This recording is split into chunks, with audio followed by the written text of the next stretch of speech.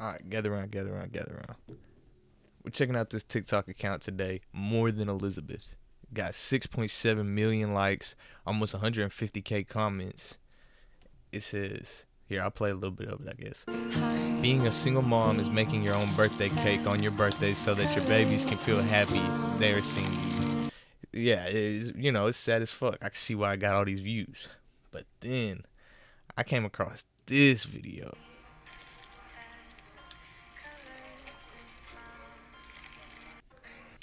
And the antagonist to everybody's mother on TikTok has arrived. Well, I'm not going to jump out the gates and act like this guy's the bad guy. I'll let him explain himself to you. So I've been sent this video a lot over the last few days. People asking my thoughts and my comments on it. And before anyone says, oh, you don't know her situation or, you don't know what she's going through, well, I do, because I lived it. I'm her ex-husband, and right now I have full custody of our kids. This is our parent agreement. As you can see, I have all weekdays and weekends, time sharing with the kids, all at holiday academic breaks. And for her to get any rights back to the kids, these are the things that she needs to do. And yes, child support, she owes that. It's up to over. I think he's about to say the number, but $21,000 is crazy in child support for 2 kids. $21,000. So she's a mother and doesn't pay child support. She was then arrested for check fraud, and during that hearing, it turned out that it was found that she stole almost $1 million from another guy. Jesus. And also, she faked cancer in the past. What the fuck? Who is this? Like, is this just the Wicked Witch? These are scans that she would send and post on her page before. So, to sum it up, this person, for people that follow her or giving her praise and telling her how strong and how, amazing she's doing, well, she's really not a full-time mom. She barely has her kids. She goes out all the time. And she doesn't even have a job even. So she just really not someone that other single moms should really be looking towards as for inspiration or anything like that. Look, I hate to cut him off like this, but I'm going to have to, because he kind of just goes off on a tangent for a while, just doing a whole lot of hate and drunk that haterade or whatever. And I'm also have to cut off a good bit of the beginning of her response to this video. I'm going to show that next, because she doesn't really address any points that really matter. You know what I mean?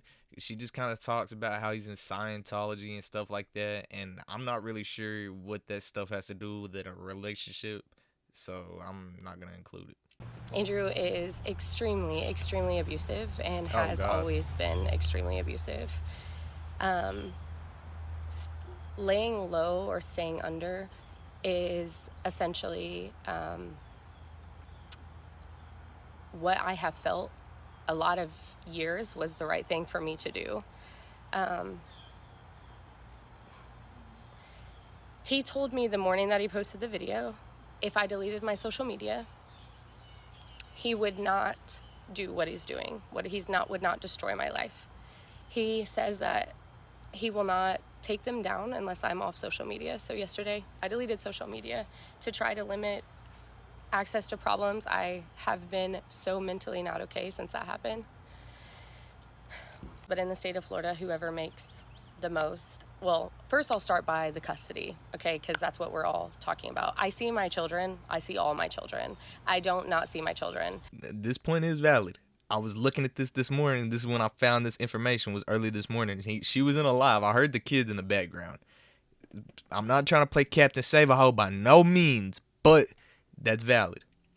I'm the one who hosts their birthday parties. I'm the one who puts them to bed. I'm the one who does everything until he pulls them away. And the reason by that is the agreement that you guys have seen online is when I first left him out of abuse, I had no resources, no money, nothing. He was a doctor. And he said, if you sign these papers, nothing will change on when you see them. And I will not ruin your life. I will leave you alone. And so I did. In a mentally bad state. Okay. Is that all? I hate to be this guy And and validate this woman's struggles because he does have like I looked it up. He's got 2 cases of domestic violence.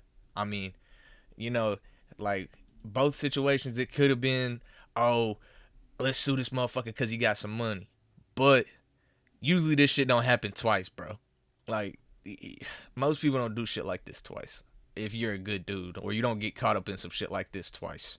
So take that as you may, but all of her points can't be validated because she's kind of like she's a master manipulator. You can't really trust this woman because she swindled a guy out of $1 million.